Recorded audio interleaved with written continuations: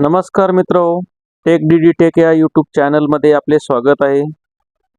आज दिनांक 15 ऑगस्ट 2024 रोजी मुख्यमंत्री माझी लाडकी बहीण या योजनेअंतर्गत बऱ्याच जणांच्या अकाउंटमध्ये 3000 रुपये रक्षाबंधनसाठी जमा झालेले आहे।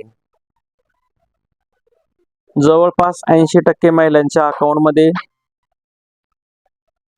आज रोजी 3000 रुपये जमा झाल्याचा मेसेज आलेला आहे। बऱ्याच जणांच्या अकाउंटमध्ये पैसे जमा झालेले आहे, बऱ्याच जणांच्या अकाउंटमध्ये पैसे जमा झालेले नाहीये। काही महिलांच्या अकाउंटमध्ये, काही महिलांच्या मोबाईलमध्ये 3000 रुपये जमा झाल्याचा मेसेज आलेला नाहीये। तर त्यांनी काय करायचंय, उद्या शुक्रवार असल्यामुळे बँका चालू असणार आहे। बँकेमध्ये जाऊन आपल्या बँक पासबुकला एंट्री मारून घ्यायची आहे। जर बँक पासबुक एंट्रीमध्ये आपल्या खात्यावरती 3000 रुपये जर जमा झालेले असतील तर आपले अभिनंदन। मात्र ज्यांचे 3000 रुपये जमा झालेले नसेल त्यांनी आपले जितके अकाउंट आपले असतील त्या सर्व अकाउंटचे बँक पासबुकवर एंट्री मारून घ्यायची आहे। हे बघा मित्रांनो, काय झालेलं आहे, ज्या वेळेस आपण माझी लाडकी बहीण हा फॉर्म भरला, जर मी SBI बँकेचे जर त्यावेळेस अकाउंट लिंक केलेले असेल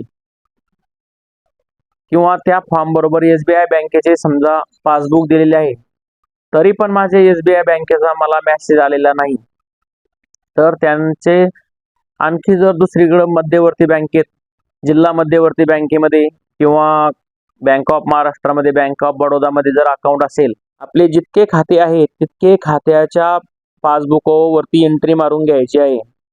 कारण काय झालेलं आहे, 4 दिवसापूर्वी व्हिडिओ बनवला होता, त्या व्हिडिओमध्ये सांगितलं होतं की आपण आपल्या अकाउंट नंबरची बँक सीडिंग चेक करा। जे बँक सीडिंगचे आपले अकाउंट असेल त्याच अकाउंटवरती आपल्याला ते 3000 रुपये मिळणार आहे। काय आपण फॉर्म भरताना जरी SBI बँकेमध्ये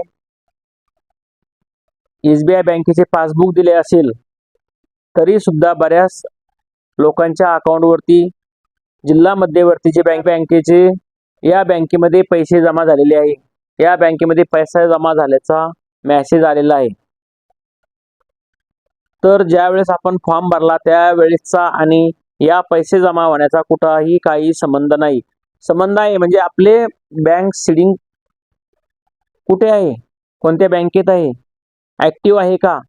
जर आताही जर आपले बँक सीडिंग ऍक्टिव्ह नसेल तरी आपण लवकरात